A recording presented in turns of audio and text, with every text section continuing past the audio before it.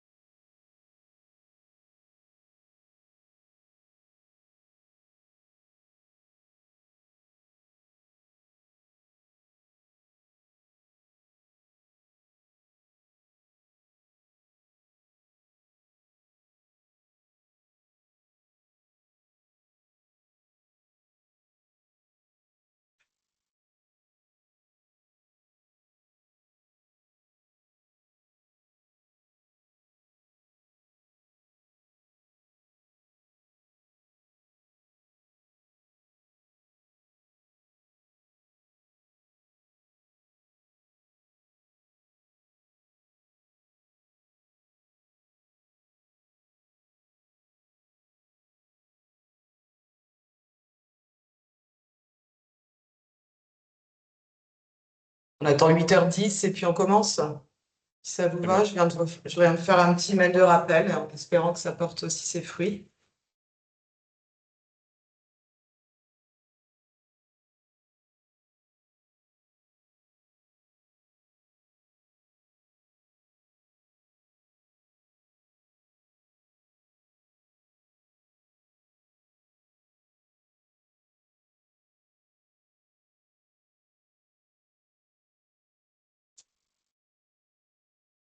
Bon, bah écoutez, je pense on peut commencer.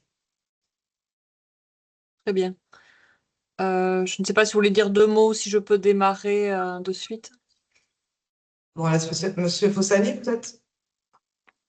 Oui, très bien. Ouais. Merci à tous et merci à tous de vous être connectés ce matin pour ce webinaire de présentation de la Semaine nationale de la dénutrition 2026. Je remercie l'ARS Guyane qui est représentée donc par Dorothée Alexandre de nous avoir accompagnés dans l'organisation de ce webinaire. L'objectif, il est double. Il est d'une part de vous présenter ce qu'est la dénutrition. Donc ça sera donc Gaëlle Soriano, membre du collectif, qui vous donnera, qui vous brossera un petit peu tout le tableau clinique. Et ensuite, je prendrai le relais pour vous indiquer comment participer à la Semaine nationale de la dénutrition, quels sont également les outils que vous pouvez obtenir, que vous pouvez commander pour soutenir vos actions et sensibiliser à la dénutrition. Et donc, sans plus attendre, je passe la parole à Gaëlle Soriano. Très bien, merci beaucoup Alan, merci à vous Madame Alexandre. Donc je vous remercie de m'avoir invité à vous introduire ce propos sur la dénutrition. Alors on entend un petit grésillement dans le micro, je ne sais pas si on peut, voilà, si on peut couper les micros. Je vais vous présenter, comme disait Alan, quelques éléments de contexte qui nous paraissent importants de reposer. Alors il y aura peut-être des choses que vous avez déjà aussi abordées, mais ça sera pour pouvoir aussi discuter un petit peu de bien fondé des outils que l'on va vous présenter tout à l'heure pour la dénutrition. Donc, pour quelques rappels en démarrage, la dénutrition, vous le savez probablement, c'est une maladie, c'est une pathologie qui résulte d'une diminution des apports alimentaires ou d'une augmentation des besoins également en nutriments. En tout cas, une balance qui est en inadéquation en fait des apports par rapport aux besoins et qui va avoir un certain nombre d'impacts en fait chez la personne qui va être concernée. Chez le patient, on va retrouver souvent une perte de poids qui va se traduire alors par une perte de la masse grasse, mais surtout ce qui va être le plus impactant, c'est une perte de la masse musculaire et de la force musculaire, avec le contexte aussi de la sarcopénie dont on reparlera tout à l'heure. Et donc, on va retrouver dans la population des personnes dénutries un impact sur la santé assez important avec une majoration de la durée d'hospitalisation, du nombre de réhospitalisations également, avec des complications qui vont de façon plus importante risquer d'entraîner des décès. Et donc, à titre collectif, une augmentation des coûts de la santé pour les personnes qui sont dénutries. Il y a plusieurs études qui vont dans ce sens-là. Et à titre individuel, pour la personne, on va retrouver aussi une augmentation de la fatigue, de l'asthénie, une diminution des capacités fonctionnelles et notamment une perte d'autonomie chez les personnes les plus âgées, avec une diminution du fonctionnement du système immunitaire, une augmentation du risque d'infection et donc de ce fait beaucoup plus de complications d'ordre médical et chirurgical, notamment quand les patients sont hospitalisés. Diapo suivante. Merci. Et donc, c'est vraiment important d'aller pouvoir repérer au plus tôt la dénutrition. Pour rappel, hein, vous le savez déjà probablement, mais nous avons des critères de nutrition qui ont évolué, alors maintenant depuis quelques années. Les critères les plus récents sont ceux de la Haute Autorité à la Santé en 2019 pour les personnes adultes de moins de 70 ans et les enfants, et ont été aussi revus en 2021 pour les personnes âgées. Et donc là, la dénutrition, il y a un contour qui va être un petit peu différent. Elle va se qualifier non pas sur un seul paramètre, mais sur l'association de deux. À la fois un critère qu'on appellera phénotypique et un critère dit étiologique. Donc les critères phénotypiques, un de ces critères peut suffire, une perte de poids, un indice de masse corporelle qui va être insuffisant ou, nouveauté aussi avec ces critères-là, des paramètres musculaires. Donc la perte de poids est de façon assez classique. Le seuil est de 5% en un mois, 10% en 6 mois. Et depuis ces nouveaux critères, 10% finalement, même sans notion de temps, par rapport au poids habituel que le patient avait avant la maladie. Donc ça peut aussi signifier des pertes de poids qui se font de façon lente, mais qui vont être aussi des critères qu'on peut retenir pour la dénutrition. L'indice de masse corporelle aussi, alors le seuil retenu est différent selon l'âge des personnes, moins de 18,5 pour les personnes adultes et moins de 22 chez les sujets de 70 ans, donc ce seuil a été un petit peu remonté.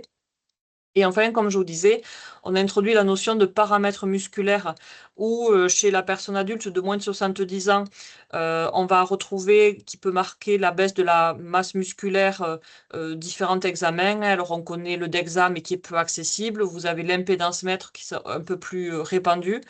Ou à défaut, parce qu'on sait bien que ces techniques sont pas toujours accessibles pour tout le monde, on peut aussi utiliser la circonférence du mollet. Chez la personne adulte, ça peut être aussi signifié par une perte de la force musculaire ou de la vitesse de marche, donc qui se mesure avec des tests qui sont fonctionnels, qui sont assez faciles à mettre en œuvre. Chez la personne âgée, vous allez retrouver à peu près les mêmes critères, mais il va être important d'avoir l'association à la fois de la masse et à la fois de la force musculaire pour vraiment avoir une sarcopénie qui va être diagnostiquée. Et donc, pour mesurer la force musculaire chez ces personnes, vous avez le hand grip, vous savez, le dynamomètre avec la mesure de la force du poignet, ou le test du lever de chaise où le patient devra se lever 5 fois de la chaise. Donc, un de ces critères suffit pour dire que c'est un critère phénotypique, mais il faut l'associer avec un critère étiologique. Donc, soit une diminution des apports alimentaires, où on va calculer les apports et les besoins et voir que ça a été pas suffisant pour couvrir les besoins, moins de 50% sur une semaine, ou finalement toute diminution des apports, mais qui va être plus lente en fait, et qui va marquer de façon plus durable une inadéquation entre les apports et les besoins. Parfois, on constate que les patients n'ont pas forcément une alimentation qui va diminuer, mais par contre, une augmentation des besoins qui se fait notamment par une pathologie hypercatabolisante, maladie aiguë, maladie chronique, typiquement on pense aussi au cancer, ou également, troisième cause possible, la malabsorption, notamment qu'on retrouve dans les troubles digestifs. Donc là aussi, un de ces critères étiologiques suffit, associé à au moins un critère phénotypique, pour marquer la dénutrition. Diapo suivante. Chez l'enfant, on va retrouver à peu près les mêmes critères, si ce n'est que bien sûr l'IMC ne sera pas le même, hein, puisque ça dépend aussi de l'âge de l'enfant. Donc il va falloir se rapporter à la courbe IOTF du carnet de croissance, d'où l'intérêt de le remplir. Et également, parfois, ce n'est pas forcément une perte de poids, mais c'est juste une stagnation du poids qui va nous interpeller chez l'enfant. Donc, il faudra aussi là encore rapporter le poids sur les courbes de croissance. Et si on constate que l'enfant casse sa courbe staturo-pandérale, change de couloir, ça peut être aussi un critère diagnostique de dénutrition. Les critères étiologiques et le reste des critères phénotypiques seront les mêmes. On n'y pense pas assez souvent, mais la dénutrition peut aussi concerner les enfants. Alors, vous avez cette prévalence-là qui est donnée, hein. On estime que 4 à 10% des enfants sont à sous-poids à domicile. Alors, là encore, ça ne suffit pas pour dire qu'elle est dénutrie. Il faut aussi voir s'il y a un critère étiologique. Et en tout cas, on voit bien quand même que cette prévalence augmente à l'hôpital. Ça concernerait 7 à 20% des enfants. Donc voilà, on peut s'imaginer que ça, c'est quand même pas anodin dans cette population pédiatrique. Diapo suivante. Je parlais tout à l'heure de la sarcopénie. C'est vraiment aussi important encore de lutter contre les idées reçues, notamment auprès des patients, auprès des familles ou pour les professionnels de santé qui ne sont pas experts en nutrition, que la dénutrition peut tout à fait coexister avec les problèmes de surpoids ou d'obésité qui, eux, sont démontrés par une prise, pardon, une masse grasse qui va être plus importante, mais en parallèle, la dénutrition va se marquer par une perte de masse maigre, de masse musculaire. Donc, on peut tout à fait à la fois voir coexister un obèse dénutri, un obèse sarcopénique, où à la fois il lui manque du muscle et il a un excès de masse grasse. Donc voilà, vraiment penser aussi à relever, ce sont les mêmes critères phénotypiques et étiologiques que j'ai soulignés tout à l'heure, mais à relever aussi ces critères chez les personnes, même quand elles ont une surcharge pondérale. On peut passer à la diapo suivante. Et donc, selon ces critères, on peut estimer qu'au moins 2 millions de personnes seraient en situation de dénutrition sur l'ensemble du territoire français. Et comme je vous disais tout à l'heure, ça va concerner, ça peut toucher en tout cas l'ensemble de la population, du nouveau-né à l'enfant, l'adolescent, la personne adulte dans certaines situations et les personnes âgées. Donc ça va être vraiment important aussi de sensibiliser l'ensemble de la population à cette problématique qui est très importante, hein, puisque ça touche, on estime que ça toucherait 2 millions de personnes. On peut passer à la diapo suivante. Alors, pour compléter un petit peu ce que l'on vous donne sur ces chiffres-là, je vous donne quelques données plus récentes, en fait, notamment sur les remboursements des CNO, des compléments nutritionnels oraux. Des données de l'assurance maladie ont estimé qu'en 2022, nous avions 1,3 million d'assurés remboursés pour cette prise de compléments alimentaires. Donc, on imagine assez facilement, hein, que c'était donc des personnes qu'on avait identifiées comme dénutries qui bénéficiaient de ces CNO. Et comme je vous disais tout à l'heure, vous voyez que, alors certes, bien sûr, la prévalence est beaucoup plus importante chez les personnes plus âgées à partir de 65-75 ans, mais vous avez aussi des prescriptions qui se font dans l'ensemble de la population, avec un gradient âge, bien sûr, qui est très marqué. Donc 1,3 million d'assurés qui ont pris, alors on n'a pas la notion de durée de temps, mais au moins un CNO et qui a été remboursé et pris en charge. On peut passer à la diapo suivante. Donc ça donnait une image de la dénutrition à la maison et de son traitement. Pour compléter aussi quelques données qui vont concerner le MCO, donc médecine chirurgie obstétrique dans le secteur hospitalier. On retrouvait près de 600 000 personnes qui étaient hospitalisées et qui avaient eu, lors de leur séjour, un codage de la dénutrition dans les services d'MCO. Donc codage diagnostique ou codage associé par rapport à leur pathologie. Et d'après ce codage, 9% des patients hospitalisés étaient dénutris ou en tout cas avaient bénéficié de ce diagnostic de dénutrition. Par rapport aux chiffres que l'on connaît sur la dénutrition, on peut s'attendre à ce que ça soit finalement un codage qui sous-estime la prévalence de la dénutrition. Et donc on s'imagine assez facilement qu'on n'a pas assez dépisté cette problématique de dénutrition chez les patients hospitalisés, donc pas assez diagnostiqués, et de ce fait insuffisamment pris en charge. Donc ça aussi, ça assoit toujours le fait qu'il faut encore aller mettre en place des outils pour pouvoir sensibiliser à la dénutrition l'ensemble du personnel hospitalier.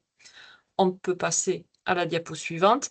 Alors, une autre étude qui va compléter les données que je vous ai données tout à l'heure. Alors, autant l'étude précédente, on avait identifié les données voilà, où des patients avaient été codés sur la nutrition.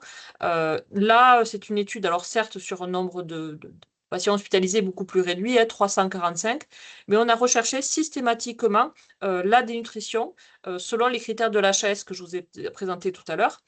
Donc chez 345 patients hospitalisés dans les services de MCO, en SMR également, service de soins de réadaptation, pardon, excusez-moi. avec un tirage au sort pour essayer d'avoir quelque chose de représentatif dans la population des patients. Donc sur ces 345, on n'a pas pu évaluer le statut nutritionnel sur 44 sujets. 110 n'étaient pas dénutris et donc on s'est quand même retrouvé dans cette étude avec 300 sujets, avec 180 personnes malades qui avaient bénéficié qui étaient dénutris. Et donc ça représente 64% de la population hospitalisée. Donc vous voyez, c'est beaucoup plus que par rapport à aux 9% que je vous ai présenté tout à l'heure. Et dans ces 64%, dans ces presque 200 patients, seulement 24% avaient bénéficié de ce codage de dénutrition PMSI. Donc, ça appuie les données que je vous ai dit tout à l'heure, où peut-être on avait sous-diagnostiqué ce problème-là. Et 59% avaient bénéficié d'un avis diététique. On peut imaginer que cet avis diététique était en rapport avec l'état nutritionnel, mais on n'en est pas certain avec ces données-là. En tout cas, voilà, on avait quand même plus de diététiciens, plus d'avis diététiques que de codage de dénutrition, mais pas autant que tous les patients qui étaient dénutris et qu'on avait repérés. Donc ça montre encore l'importance de pouvoir sensibiliser la population à cette problématique. On va passer à la prochaine et dernière diapo de mon côté. Et pourtant, la prise en charge nutritionnelle, c'est quelque chose qui est efficace. Là aussi, il faut encore le redire et l'appuyer. Les résultats d'une étude sur un nombre de patients qui était assez important, près de 2000 personnes hospitalisées, avaient donc identifié des patients qui étaient à risque de dénutrition, le score NRS, et avaient suivi leur évolution selon qu'ils bénéficiaient d'un suivi diététique individualisé ou des soins usuels dans la structure qui les accueillait.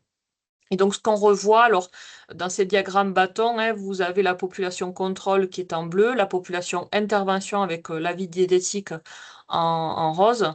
On voit que dans la couverture des besoins énergétiques en haut et dans la couverture des besoins protidiques en bas, on avait, même si on n'était pas à 100%, une bien meilleure couverture quand il y avait une prise en charge nutritionnelle. Donc, ça montre que ça marche mieux aussi pour adapter les apports alimentaires de la personne. Et puis, dès le premier mois, on avait dans cette population moindre risque de complications quand ils bénéficiaient d'une intervention. De façon significative, on avait nettement moins de complications, moins de risques de dépendance aussi iatrogène, une meilleure qualité de vie chez ces patients et au final, moins de risques de décès. Donc, on voit bien que selon ces données-là, dès le premier mois de l'intervention diététique, on avait une prise en charge qui pouvait être très, très efficiente. Je pense avoir fini. Voilà, je vous remercie pour votre attention. Je resterai s'il y a des questions à la suite à votre disposition et je laisse la parole à Alan maintenant qui va vous présenter les actions de cette semaine. Merci beaucoup Gaël pour ce tableau très complet. C'est vrai que c'est toujours très bien de rappeler ce qu'est la dénutrition et de permettre d'avoir une vision globale. Ça permet aussi de bien sensibiliser. Comme on vous l'a dit un petit peu avant, moi je vais vous présenter plus en détail la Semaine nationale de la dénutrition 2026 et comment vous pouvez y participer. Alors avant, je voudrais faire un petit retour sur la Semaine de la dénutrition 2025 puisque on a atteint des chiffres records de participation. Et ça, c'est grâce à vous, à vos actions et à toute la mobilisation qui a été faite. On a eu plus de 3200 organisations enregistrées sur la plateforme de labellisation du collectif, ce qui fait 3700 projets et ça représente au total plus de 20 000 actions en France métropolitaine et en France ultramarine. Et je voudrais vraiment souligner cette partie parce que l'année dernière, on a vraiment eu une forte hausse du taux de participation dans les territoires ultramarins, donc à La Réunion, mais aussi en Guyane, à Mayotte. Enfin, il y a vraiment eu un nombre très élevé d'actions et donc ça on en est ravis puisque au total ça a touché directement plus d'1 million de personnes, ce qui a représenté aussi un envoi de plus de 2000 kits de communication, soit 1,5 million de flyers distribués en France ultramarine et en France métropolitaine. Alors, si vous n'êtes pas encore familier avec la Semaine nationale de la dénutrition, je je vais pouvoir vous résumer exactement en quoi ça consiste. En fait, c'est une semaine d'action dans toute la France avec des acteurs du médico-social et du sanitaire, mais aussi d'autres secteurs qui prennent part à une mobilisation pour mettre en avant la dénutrition et ses enjeux. Donc cette année, elle aura lieu du 16 au 22 novembre et vous pouvez y participer. Dès maintenant si vous souhaitez en vous inscrivant sur la plateforme.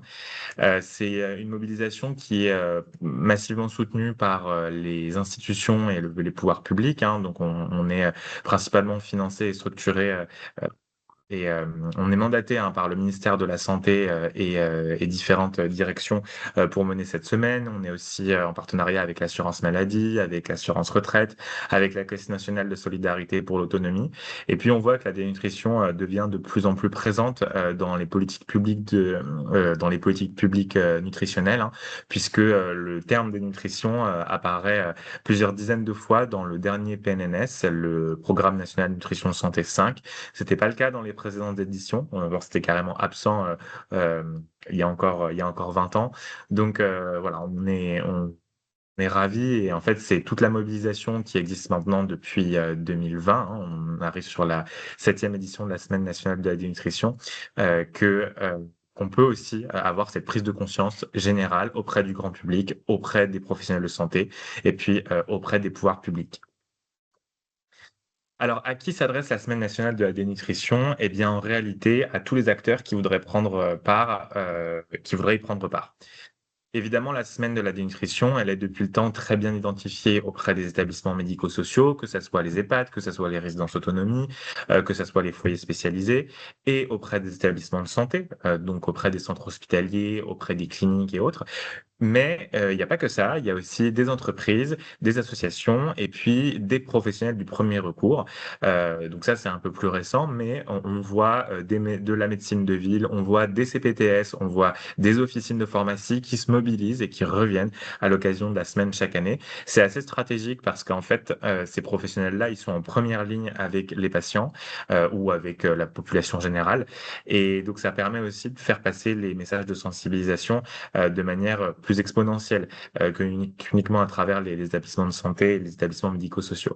Et puis, on a aussi des entreprises qui y contribuent. L'année dernière, on a beaucoup d'entreprises du secteur de la restauration collective qui se sont mobilisées et des associations, que ce soit des associations à l'échelle nationale ou à l'échelle plus locale. On est par exemple en partenariat avec France Alzheimer à l'échelle nationale, mais aussi on voit des actions qui sont menées par des délégations régionales. Donc vous voyez, on a fait une typologie, mais il y a aussi d'autres types d'acteurs. C'est vraiment, la semaine, elle s'adresse à tous ceux et celles qui veulent prendre part à la lutte contre cette pathologie. Et puis alors, concrètement, quelles actions vous pouvez mener? Et bien là, c'est un peu pareil. Il y a pas tout à fait, mais presque autant d'actions qu'il n'existe d'acteurs. On les a regroupées en grandes typologies. L'année dernière, on a eu beaucoup d'actions qui ont été menées pendant les repas. Donc, c'était principalement des ateliers culinaires menés avec des chefs et des résidents ou des patients. Ça peut être aussi des sessions de dégustation. Ça peut être également des ateliers ou des actions pendant les repas avec les proches qui sont sensibilisés à l'importance du repas. Voilà, c'est assez varié et c'est assez facile à mettre en place. Il y a aussi les actions de communication hein, qui sont tout à fait plébiscitées par les primo participants, puisque les actions de communication, elles sont également assez simples à mettre en œuvre. Ça peut être une campagne de communication numérique, ça peut être des affiches qui sont placardées sur les murs des établissements, ça peut être une distribution de flyers avec l'édition d'un stand pendant une journée ou une semaine. Voilà, c'est assez libre aussi. Il y a également des actions de sensibilisation, donc ça va être des colloques, des conférences à différentes échelles, des actions de formation à destination des professionnels, à destination des aidants, des actions de prévention ou encore des actions de dépistage. On en a donné un exemple tout à l'heure, hein, mais le test de prévention avec le hand grip fonctionne très bien et puis c'est assez ludique aussi à effectuer. Donc voilà, vous pouvez vraiment réaliser l'action que vous souhaitez mener. Il n'y a pas de Il n'y a pas de censure à avoir, vous faites en fonction de vos ressources, vous faites du coup humain en vous adaptant, à vos contraintes. Et puis si vous réalisez une action qui sort un peu du cadre de la semaine de la dénutrition, donc du 16 au 22 novembre, eh ben, n'hésitez pas à la déclarer, n'hésitez pas à vous inscrire sur la plateforme, de la semaine puisque, elle sera comptabilisée, elle sera prise en compte dans les chiffres. On n'est pas à quelques semaines près, l'important c'est, de pouvoir sensibiliser à la maladie. Alors pourquoi s'engager, dans la semaine nationale de la dénutrition et plus généralement dans la lutte contre la dénutrition? Parce que c'est une maladie qui touche au moins 2 millions de personnes, on l'a vu et ce chiffre est très certainement sous-estimé. Parce que vous allez, vous mobiliser, parce que vous allez faire partie d'un vaste réseau de plusieurs milliers d'acteurs qui, se mobilisent chaque année. Il y a vraiment, un socle, hein, de mobilisation, qui se met en mouvement d'année en année et puis il y a aussi des primo-participants chaque année. Ça vous permet aussi de vous former, vous, sur un sujet qui touche toutes les tranches de la population, que ça soit que ça soit les enfants, que ça soit les adolescents souffrant de troubles des conduites alimentaires, ou même la personne âgée en perte d'autonomie. Vous formez vous, mais aussi vous formez les autres autour de vous. Et puis ça permet aussi de participer à une prise de conscience générale du grand public autour de la dénutrition et de tordre le cou aussi aux idées reçues qui bloquent un petit peu cette prise de conscience, par exemple, le fait qu'il soit normal de maigrir en vieillissant ou de maigrir en étant malade. Donc voilà, il y a beaucoup de raisons, hein, qui peuvent vous motiver à participer à la semaine, et puis, si vous le pouvez, à vous engager de façon plus pérenne dans la lutte contre la dénutrition. Alors, concrètement, en plus de la mobilisation qui se passe sur le terrain, on a aussi des opérations thématiques auxquelles on vous propose de participer. Il y en a 2. Il y a l'opération cuisine ouverte qui se décline en 2 versions. La participation à l'opération ou la participation au concours. Si vous participez à l'opération, eh bien vous pouvez, réaliser, un atelier, culinaire, heu, que vous pouvez, un atelier culinaire en vous inspirant de bons d'économas sucrés ou salés qui vont sortir très prochainement sur le site du collectif et via la newsletter. Et en vous inspirant des ingrédients qui sont proposés dans ces bons, vous pouvez choisir un plat que vous allez confectionner avec vos résidents, que vous allez faire déguster à vos résidents en sensibilisant à la dénutrition. Donc ça compte bien entendu comme une action à l'occasion de la semaine et vous pouvez la déclarer sur la plateforme officielle d'inscription à la semaine de la dénutrition. Et puis si vous voulez aller plus loin, vous pouvez choisir votre recette, la réaliser et vous pouvez compléter une fiche technique et envoyer cette fiche et des photos aux membres du collectif. Et ça permettra en fait de compter votre candidature en tant que candidat au concours cuisine ouverte. Et il y aura un jury qui se réunira en janvier et qui décernera les prix aux établissements qui ont réaliser la meilleure recette en s'appuyant sur des critères comme, la maîtrise des arts culinaires, comme la reproductibilité, en établissement, ou encore, l'adaptation, de la recette, en différentes textures. Donc c'est un concours, qui est assez facile de participation, hein, puisque tout se passe au sein de votre établissement. Vous avez simplement à envoyer, vos photos, et votre fiche technique auprès du collectif et ensuite nous on relaiera et où on vous comptera comme participant, à l'opération. Et vous avez aussi l'opération Petit pas grande victoire, tous unis contre la dénutrition. C'est, un temps fort qui, s'étale sur toute la semaine et qui est mené par l'association Ciel Bleu. Et ce temps fort, en fait, il vise à, sensibiliser à l'importance de l'activité physique adaptée, aussi bien dans la prévention de la dénutrition que dans la prise en charge de la dénutrition. Donc Ciel Bleu organise, des milliers de séances d'heures, d'activité physique adaptée avec des éducateurs spécialisés. Et ces heures-là, elles sont adossées à un message de prévention, à la dénutrition. Donc ça se passe dans des établissements, ça peut aussi se passer à domicile et vous pouvez tout à fait vous inspirer, de cette opération pour mener une action qui valorise l'activité physique adaptée. Donc ça peut être, une simple séance, ça peut être, ou ça peut être, une table ronde sur l'importance de l'activité physique adaptée. En tout cas, c'est pareil que l'opération cuisine ouverte, ça peut se passer au sein de votre établissement et c'est relativement, facile, à mettre en place.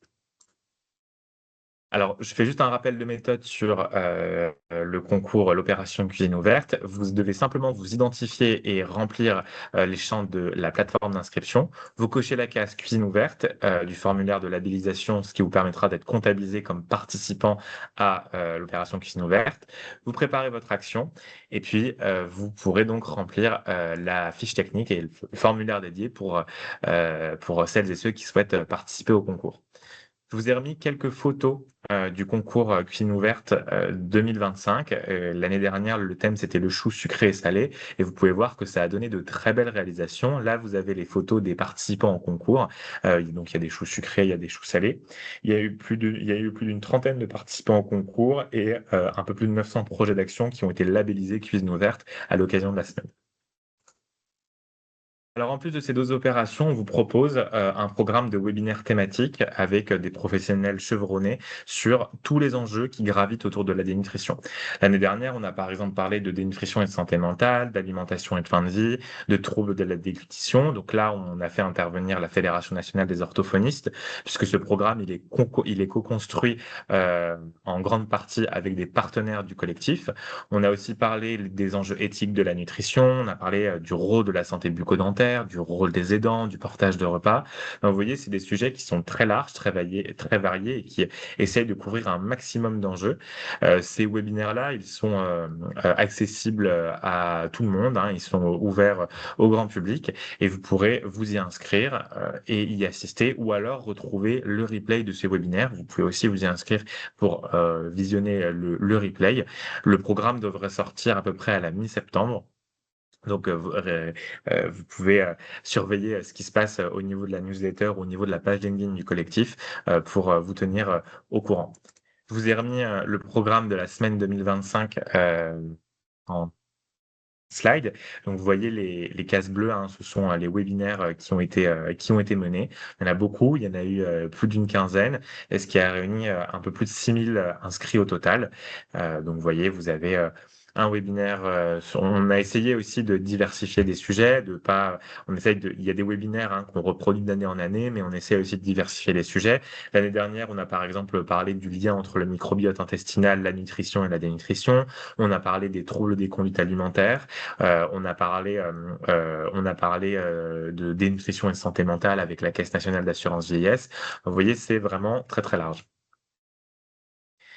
Et puis, on a aussi lancé le projet d'un label, le label Établissement Gourmand, qui se destine principalement aux EHPAD et aux résidences autonomie.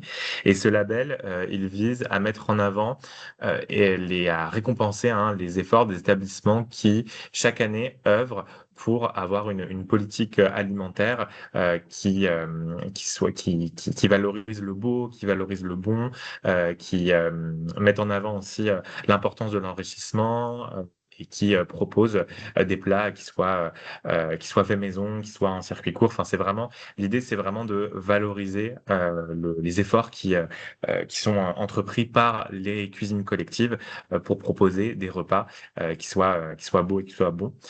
Donc le label, hein, l'obtention du label, elle se décompose en 2 parties. La première, c'est un dossier de candidature qui est à envoyer au jury et qui va venir en fait détailler un certain nombre d'éléments qui s'appuient sur un cahier des charges qui est lui-même structuré autour de 4 axes qui sont la restauration, la nutrition, la maîtrise des arts culinaires et la qualité des produits. Et si à l'issue de cette première salle de sélection, l'établissement est retenu, eh bien il y a des chefs qui viendront auditer l'établissement et puis qui, à l'issue de cet audit, décerneront ou non le label établissement gourmand. Si ça vous intéresse, vous pouvez tout à fait retrouver de plus amples informations sur le label sur le site du collectif. Alors maintenant que je vous ai présenté les différentes opérations thématiques, je vais vous présenter la plateforme de commande et de labellisation, la plateforme sur laquelle vous allez pouvoir déposer vos actions et surtout commander vos kits de communication. Les kits de communication étant, j'y reviendrai un peu plus en détail, mais des flyers, des affiches ou des badges que vous pouvez utiliser pour construire une action de communication, une action de sensibilisation par exemple. Alors pourquoi on met en place une plateforme? Eh bien pour 2 raisons. La première, c'est pour que vous soyez, davantage autonome, dans la déclaration de vos actions et dans la commande de vos kits. Et puis l'autre raison, c'est que ça nous permet aussi de mesurer la mobilisation, heu et d'avoir en fait des données qui soient assez précises, d'avoir un jeu de données assez fin sur, les chiffres de la mobilisation. Donc ça nous permet d'évaluer, d'évaluer par région, par département, ce qui s'est passé pendant la semaine. Donc, l'année dernière, hein, on l'a déjà dit, mais on a envoyé, plus de 2 000 commandes, en métropole et en outre-mer et donc cette plateforme, elle fonctionne selon un principe très simple. Votre identifiant, c'est votre numéro SIRET. Donc si vous êtes déjà inscrit l'année dernière avec votre numéro SIRET, vous n'aurez pas à, vous réinscrire en tant que tel. Mais vous pourrez, tout simplement ressaisir votre numéro SIRET et directement déposer vos actions ou commander vos kits de communication. Si vous vous étiez pas enregistré l'année dernière, eh bien, vous allez enregistrer votre numéro SIRET. On va vous demander plusieurs informations et puis une fois que vous serez inscrit officiellement, vous arriverez sur l'espace de commande et de labellisation de vos actions. Et puis après, vous pourrez revenir sur la plateforme avec votre numéro SIRET, changer votre action, changer vos commandes, les affiner, les peaufiner, et cetera. Cette année, on met à la commande un certain nombre de ressources, donc plusieurs flyers thématiques, des flyers d'autodépistage, le flyer d'autodépistage Parade, un flyer qui accompagne la prescription et la délivrance des CNO à destination des médecins et des pharmacies, un carnet de suivi de poids en oncologie, une affiche pour la restauration collective, les badges officiels de la semaine de la dénutrition, et puis un flyer d'aide au dépistage des troubles des conduites alimentaires. C'est le nouveau-né 2026 et je vous en parlerai un petit peu plus tard. Alors notez bien cette date, le kit de communication, que vous allez recevoir, dans vos boîtes aux lettres, vous pouvez le commander jusqu'au 25 septembre. C'est vraiment la dernière, c'est vraiment la deadline, finale pour le commander. Alors pourquoi le 25 septembre? Parce qu'on a besoin d'un certain temps de routage et d'impression des kits de communication et on vous l'envoie de sorte à ce que vous puissiez le recevoir 2 semaines avant la semaine de la dénutrition. Donc c'est voilà, il y a un certain délai, donc n'hésitez pas si vous souhaitez recevoir des kits de communication à vous inscrire, dès maintenant sur la plateforme, et à les commander. Je précise juste que vous devez d'abord déposer une action avant de commander vos kits de communication. Donc, je vous ai remis, ici la procédure, simplifiée d'inscription, je vous l'ai mise par écrit, comme ça vous pourrez la retrouver quand vous consulterez ce support. Donc comment procéder à votre inscription, j'en ai déjà parlé et comment labelliser votre action? Eh bien, une fois que vous êtes enregistré ou une fois que vous êtes reconnecté avec votre numéro SIRET, vous cliquez sur nouvelle action et puis vous allez pouvoir saisir les détails de votre action. Une fois que ça sera fait, vous allez recevoir un mail de confirmation de réception de votre action et puis, vous recevrez, plus tard un mail de confirmation, de labellisation de votre action puisque, il y a une validation, manuelle, qui est obligatoire. Parce que en fait, c'est les actions, elles doivent répondre au cahier des charges du ministère de la Santé et vous pourrez alors utiliser le logo officiel de la semaine nationale et l'apposer sur, vos supports si vous créez des supports par vous-même ou, vous pourrez l'utiliser dans vos communications, digitales, par exemple. Vos actions, vous pouvez les déposer et les modifier jusqu'au 20 novembre. C'est beaucoup plus tard que, les commandes, mais parce que, bah, il n'y a pas le temps d'impression, mais aussi parce que, on souhaite laisser la possibilité aux services, aux établissements, aux structures qui se mobiliseraient un petit peu en dernière minute, de pouvoir déclarer ces actions. Puisqu'on a remarqué qu'il y a des effets d'entraînement. Parfois, il y a l'équipe d'un établissement qui participe et ça donne envie à une autre équipe de ce même établissement de se mobiliser pendant la semaine. Et pour commander vos kits, eh bien, une fois que vous aurez, voilà, déposé votre action, vous pourrez cliquer sur passer aux commandes et vous irez choisir les éléments que vous souhaitez recevoir. Donc, il y a tout un tas d'éléments que je vais vous présenter et une fois que vous avez enregistré votre commande, vous pensez bien à donner le plus de détails possible, pour simplifier la livraison et s'assurer que vous recevrez bien, vos kits de communication, en livraison. Et donc, j'ai remis, la date, mais c'est jusqu'au 25 septembre, dernière deadline pour, commander vos kits de communication. Je vous ai remis aussi, quelques exemples d'actions qui ont été menées en 2025 en Guyane. Le centre hospitalier de Cayenne a mené 3 actions, ce qui a au total touché un peu plus de 100, ce qui a au total touché 175 personnes. Donc ça a été des formations, des ateliers pendant les repas, des conférences. Et dans le détail, ces ateliers, c'était par exemple un atelier sur l'équilibre alimentaire en milieu isolé. Il y a aussi l'organisation d'un jeu. Sachez qu'on a le projet de créer une mallette de jeu de laquelle vous pourrez vous inspirer pour mener des actions ludiques pendant la semaine de la dénutrition. Donc, il y a le jeu des nutrition. Donc, en fait, c'est un jeu qui permet, selon un principe de jeu de loi, de comprendre comment repérer et dépister la dénutrition. Mais pas que, il y a aussi des escape games qui ont été organisés. Il y a aussi des chambres des erreurs qui sont pas mal utilisées dans les établissements de santé. Et puis, la clinique La Canopée qui a également organisé plusieurs actions dont une à destination du personnel. C'est une présentation de données et d'études sur la dénutrition. Il y a eu aussi des diffusions de vidéos, des sensibilisations auprès des enfants. Vous pouvez notamment retrouver une vidéo qui a été réalisée en motion design et qui met en scène un retraité atteint de nutrition. Et bien, typiquement, si vous la diffusez lors d'une session, ça compte comme une action, ça compte comme une action de sensibilisation que vous pouvez tout à fait déposer sur la plateforme. Donc, vous voyez, de nouveau, différentes typologies d'actions qui sont vraiment adaptées à ce que vous pouvez faire et à ce que vous souhaitez faire pendant la semaine. Alors, quels sont les outils qui sont disponibles à la commande? Eh bien, vous en avez plusieurs. Vous avez les flyers thématiques qui se déclinent au format grand public, au format soignant et au format acteur du domicile. Donc, le discours est un petit peu adapté en fonction de la cible. Mais grosso modo, l'idée, c'est de présenter la dénutrition, de présenter les signaux d'alerte, le dépistage et la prise en charge.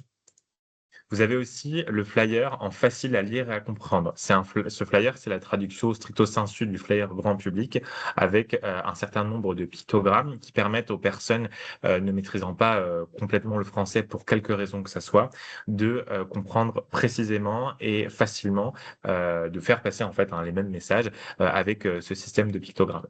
Donc sachez que le flyer Falk, il fait partie d'office de vos commandes, c'est-à-dire qu'à partir du moment où vous allez commander des outils des kits de communication, vous allez automatiquement recevoir ce flyer en Falk. Il y a également le flyer d'autodépistage Parade. C'est un flyer qui permet, en 4 questions simples, d'évaluer le risque nutritionnel encouru par une personne.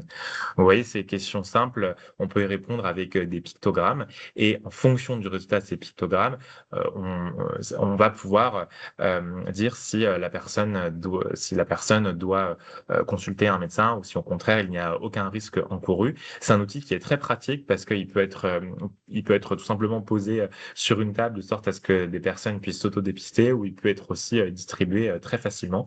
Donc vous l'avez aussi dans votre kit de base et vous pouvez en commander en complément sur la plateforme. On a aussi mis à disposition le carnet de suivi de poids qui se destine principalement au secteur de l'oncologie. C'est un carnet qui permet, grâce à un tableau, de suivre l'évolution du poids des personnes qui suivent des traitements anticancéreux. On sait que la dénutrition, c'est une maladie qui est très prévalente chez les personnes qui suivent des traitements anticancéreux, et la pesée permet d'anticiper et de prendre les bonnes dispositions pour éviter l'arrêt de la chimiothérapie. Vous avez aussi l'affiche restauration collective qui s'adresse plutôt aux cuisines collectives et qui dispense aux professionnels des conseils pour faire du repas un soin à part entière. Vous avez aussi les badges officiels de la Semaine nationale qui se destinent aux professionnels et au grand public. On a développé l'année dernière des fiches d'aide à la prescription des compléments nutritionnels oraux et à la délivrance des compléments nutritionnels oraux, qui s'adressent donc aux médecins et aux pharmacies. Il y a aussi une fiche d'accompagnement, de conseils destinés aux patients. L'objectif de ces fiches, c'est vraiment de proposer des bonnes pratiques quant à la temporalité, quant à la typologie de compléments nutritionnels oraux à prescrire, puis d'harmoniser aussi un petit peu les pratiques entre le médecin, le pharmacien et le patient. Et on a aussi développé cette année le flyer des troubles des conduites alimentaires qui a été donc développé en partenariat avec la Fédération française anorexie et boulimie. Et ce flyer, on l'a développé parce que le projet a commencé en 2025, qui était aussi l'année de la grande qui est aussi l'année dont la grande cause était la santé mentale. Et la dénutrition fait bien entendu partie intégrante des maladies qui peuvent apparaître chez des personnes qui sont atteintes de troubles des conduites alimentaires. Donc ce flyer, il se destine plutôt aux professionnels et il explique voilà un petit peu le continuum des troubles des conduites alimentaires, les signes cliniques aussi qui doivent mettre alerter et qui peuvent alerter en cas de troubles des conduites alimentaires. Voilà, donc là, je vous ai remis la répartition des commandes. Vous voyez que le flyer Parade a été fortement plébiscité l'année passée. Et puis alors, en plus de ces outils qui sont disponibles à la commande, il y a aussi toute une gamme d'outils complémentaires que vous pouvez retrouver sur le site du collectif. Vous avez donc les guides d'action qui se destinent à tous les secteurs et à toutes les personnes. Vous avez par exemple les guides d'action à destination des résidences autonomie, le guide d'action de l'hôpital, le guide d'action des EHPAD, les guides d'action pour les personnes en situation de handicap, les guides d'action pour les proches aidants, etc., etc. L'objectif de ces guides d'action, c'est un peu toujours le même, c'est déjà de vous donner des pistes pour concevoir et monter des actions à l'occasion de la Semaine nationale de la dénutrition. Et c'est aussi des guides d'action qui vous donnent des conseils pour mettre en place à l'année de manière pérenne des actions pour prévenir la dénutrition. Donc, ils sont assez pédagogiques, assez courts, mais avec beaucoup d'informations qui sont condensées. Donc, ça vous permet vraiment d'avoir une bonne source d'inspiration. Et donc, tous ces guides sont téléchargeables et vous pouvez les imprimer par vous-même si vous souhaitez les avoir en papier. En 2024, on a développé aux côtés de la CNAV, la Caisse nationale d'assurance vieillesse, une campagne de communication qui s'adressait plutôt aux aides à domicile, avec 4 affiches qui mettent en scène 4 indices: le contenu du frigo, la taille des vêtements, le temps passé au lit et la difficulté à monter les escaliers, et qui sont autant d'indices qui peuvent mettre la puce à l'oreille des aidants et qui peuvent vouloir dire qu'une personne encourt un risque de dénutrition. Donc ces affiches-là, c'est pareil, vous pouvez tout à fait les réutiliser, elles peuvent faire l'objet d'une campagne en ligne, vous pouvez également les imprimer si vous le souhaitez. Je vous parlais tout à l'heure de la vidéo en motion design d'un retraité dénutri. Donc ce retraité qui répond au nom de Paul, et il est mis en scène dans une vidéo d'un peu moins d'1 minute dans des situations du quotidien qui illustrent très concrètement les effets de la dénutrition. Donc on voit Paul en train de faire du sport, on voit Paul en train de se brosser les dents, on voit Paul en train de déjeuner ou de dîner avec sa famille. Et c'est pareil, cette vidéo, elle est très intéressante et très pédagogique puisqu'elle met vraiment, elle illustre concrètement à quoi ressemble le quotidien des personnes dénutries. Et donc, vous pouvez tout à fait l'utiliser, la projeter, la diffuser sur des écrans TV si vous en avez. Voilà, c'est vraiment toutes ces ressources que je vous présente, elles sont utilisables et elles sont libres de droit et vous pouvez l'utiliser comme vous le souhaitez. Et vous pouvez les retrouver donc sur l'Académie de la lutte contre la dénutrition. C'est vraiment une plateforme de ressources très riche, très complète, accessible à tous. Et vous allez pouvoir y trouver donc tous ces outils opérationnels, des fiches, des replays, des rapports, des podcasts. Il y a aussi des recettes, notamment si vous souhaitez participer au concours cuisine ouverte. Eh bien, vous pouvez retrouver un certain nombre de recettes sur l'Académie de la lutte contre la dénutrition. Et vu que tout ce matériel est très riche, eh bien, on a développé un système de filtre où vous pouvez, avec des mots-clés ou par catégorie, retrouver les outils qui vous intéressent. Et vous pouvez également retrouver sur un Google Drive dédié un ensemble de ressources. Donc, ce sont surtout les ressources imprimables, les flyers, les affiches, etc., que vous pouvez télécharger et imprimer pour soutenir vos actions. Et pour nous suivre et pour nous contacter, vous pouvez soit suivre le collectif de lutte contre la nutrition sur LinkedIn ou vous inscrire à notre newsletter en vous rendant sur le site, rubrique s'inscrire. Vous aurez simplement entré votre adresse mail pour suivre les activités du collectif. Vous pouvez aussi vous abonner à LinkedIn et suivre notre newsletter.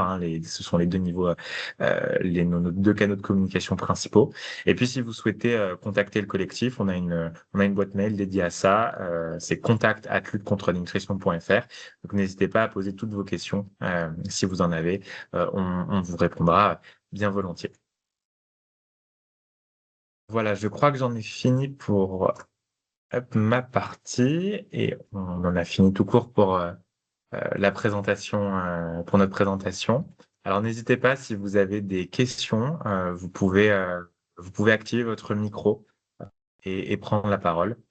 Il nous reste encore un peu de temps, donc n'hésitez pas. Je voulais juste en tout cas vous remercier tous les deux pour cette présentation vraiment très riche en informations. Au niveau du collectif, je vois que les outils, là, on a vraiment une montée en charge en termes de nombre de supports disponibles. C'est vraiment très très bien. J'espère en effet que ça va pouvoir susciter de nouvelles actions auprès de nos acteurs en Guyane. Je laisse du coup les participants s'ils souhaitent justement poser leurs questions ou réagir par rapport aux deux présentations qui ont été effectuées.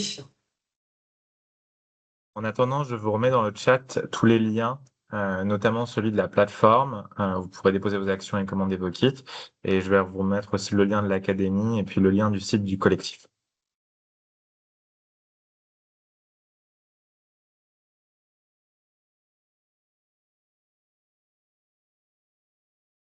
Est-ce que certains ont des questions ou souhaitent partager aussi leur expérience justement dans l'organisation d'actions justement lors de la semaine de la dénutrition? Ou envisagent en tout cas peut-être de s'inscrire pour justement rejoindre un petit peu le mouvement? Ah, moi, j'avais une question, d'ailleurs, je me demandais par rapport à la Guyane, tout est envoyable, toutes les actions peuvent être reproduites aussi? Oui, oui, tout à fait. Oui, oui. Ah, oui. Ok. Y compris celles de cuisine, ouais. Oui. Ok. Oui, tout à fait, puisque le concours cuisine ouverte, c'est Mm. un concours dématérialisé. Donc, ça permet, en fait, peu importe où on est, d'y participer. Il y a pas de souci là-dessus. Toutes les ressources, de toute façon, pour participer au concours, que ça soit la méthodo, que ça soit les bons d'Economa, sucrés et salés, sont disponibles et téléchargeables sur le site du collectif.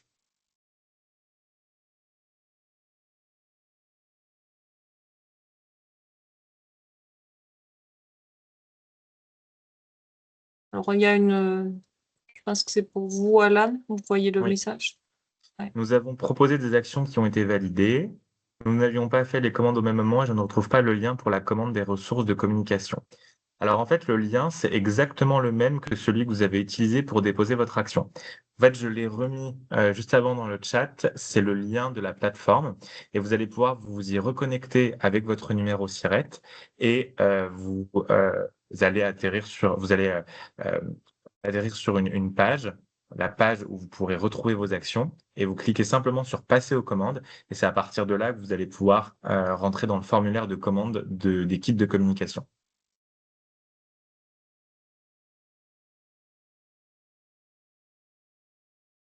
Le principe, c'est que tout ce qui touche à vos actions et tout ce qui touche aux commandes de kits de communication, ça se passe sur la plateforme.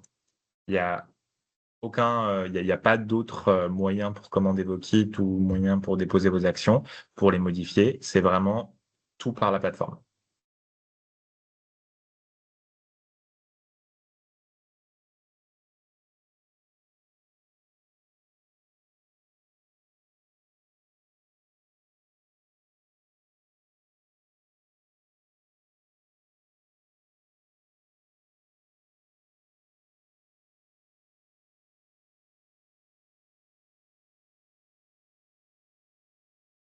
Je vous transmettrai justement la présentation qui a été réalisée ce matin. Je reprendrai également les liens que vous indiquez là, dans le fil de la conversation à M. Fossani, comme ça l'ensemble des participants auront accès aux liens et puis j'indiquerai de nouveau là, comment dirais-je, les coordonnées LinkedIn ou le mail générique en tout cas du collectif. Voilà.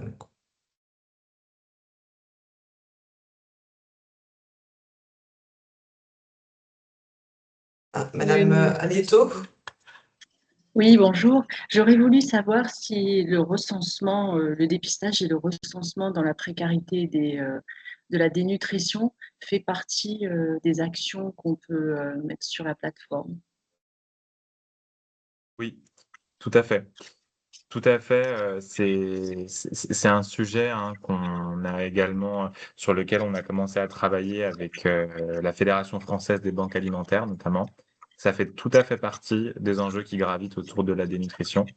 Donc n'hésitez pas vraiment, et si vous pouvez également en faire, si vous pouvez également nous transmettre cette action, ou si vous communiquez autour de cette action, n'hésitez pas à à nous l'indiquer, parce que ça fait tout à fait partie des actions qu'on souhaite valoriser.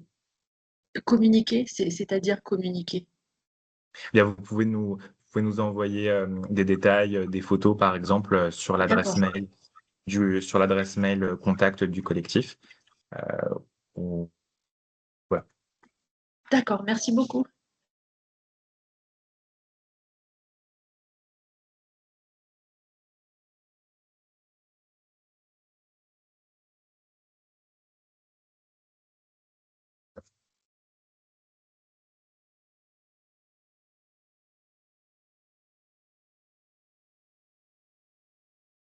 Écoutez, je pense qu'on va clore comment dirais-je, ce webinaire si personne n'a de questions.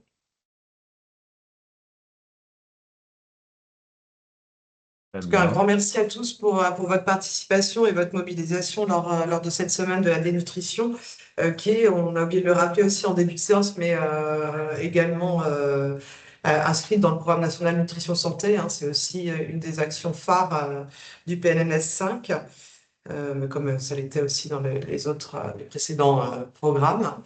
Alors, en tout cas, je remercie Madame Soriano et Monsieur Fossani pour cette mise en avant, en tout cas, de, de la semaine de la dénutrition et l'ensemble des informations que vous avez communiquées à ce sujet. Je reste aussi, moi, bien évidemment, comment dirais-je, joignable, hein, pour faire du lien si besoin, si vous avez des soucis aussi de connexion. Voilà, si jamais, n'hésitez pas, en tout cas, moi, à me contacter dans le cadre de cet événement. En tout cas, si on peut faciliter comment dirais-je, si on peut faciliter vos actions, voilà, on reste à votre disposition. Merci, Madame Alexandre. Merci beaucoup et Merci merci à à tous les tous. participants. Ouais. Au revoir. Bonne Au journée à revoir. tous. Au revoir.